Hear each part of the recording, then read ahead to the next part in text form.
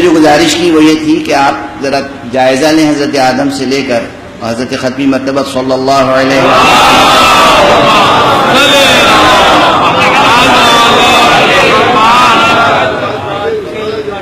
آپ یہ بتائیے خون بہا تو ہے لیکن کس کا بہا ہے اور کس نے بہایا ہے؟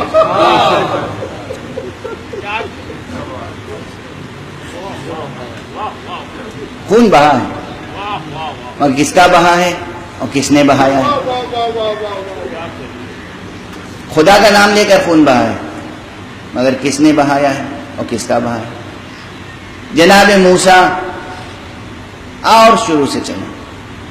حابیل خدا پرست تھے، قابیل خدا بیزار. خون کس کا بہا؟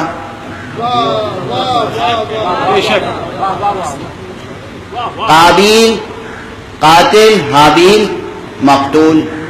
خدا پرست کو مارا گیا، قتل کیا گیا، اور خدا بیزار شخص نے قتل کیا. جناب نوح پہ پتھر کس نے برسائے؟ خدا پرستوں نے. جناب عیسیٰ علی نبینا وعلیہ الصلوۃ والسلام کو سولی پہ کس نے لٹکانے کی کوشش کی؟ خدا پرستوں نے.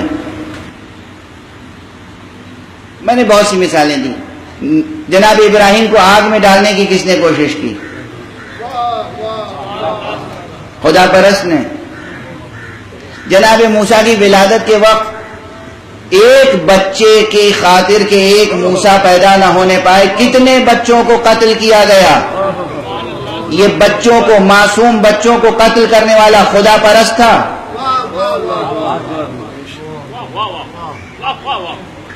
شروع سے لے کر حابیل اور قابیل کی جنگ سے لے کر اور کربلا کی جنگ تک دیکھیے کہ کلمہ لا الہ الا اللہ کہنے والا سید الشہداء ابو عبداللہ الحسین مقتول ہے، شہید ہے. خدا کا نام لے کر خون بہت بہا ہے مگر عموماً خون بہا ان کا ہے جو خدا پرست تھے اور بہایا انہوں نے ہے جو خدا بیزار تھے، چاہے خدا کا نام لے کر ہی بہایا.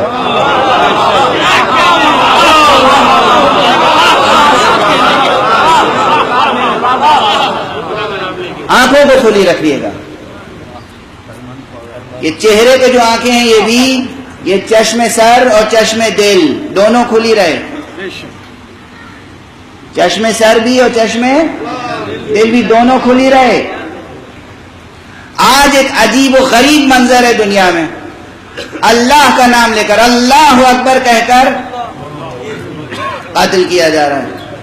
اور مشکل یہ ہے کہ اللہ اکبر کہہ کر قتل کرنے والا بھی اللہ اکبر کہہ رہا ہے اور جو قتل ہو رہا ہے وہ بھی لا الہ الا اللہ کہہ رہا ہے. یہ منظر کریٹ کس نے کیا ہے؟ اسے بھولنے کی ضرورت نہیں، یہ مسائل ڈسکس ہونے ہیں. بہت صبر سے، سکون سے، اطمینان سے سمجھنے کی بات ہے.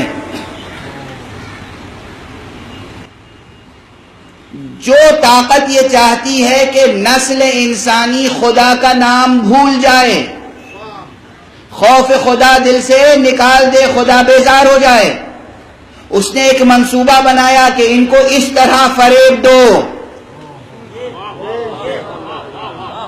کہ یہ خدا پرست، یہ خود ایک دوسرے کو خدا کے نام پر قتل کرتے رہیں. نتیجہ یہ ہوا کہ ایسے خدا پرستوں کا انتخاب کیا گیا جو بظاہر خدا پرست تو تھے، خدا شناس نہیں تھے.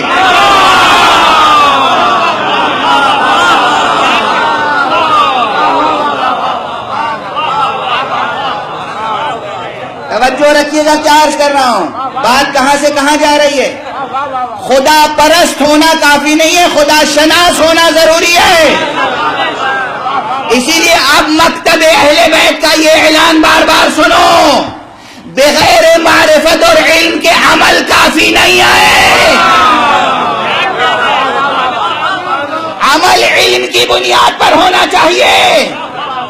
نماز بغیر معرفت رد ہو جائے گی، روزہ بغیر معرفت رد ہو جائے گا، حج بغیر معرفت رد ہو جائے گا، جہاد بغیر معرفت رد ہو جائے گا.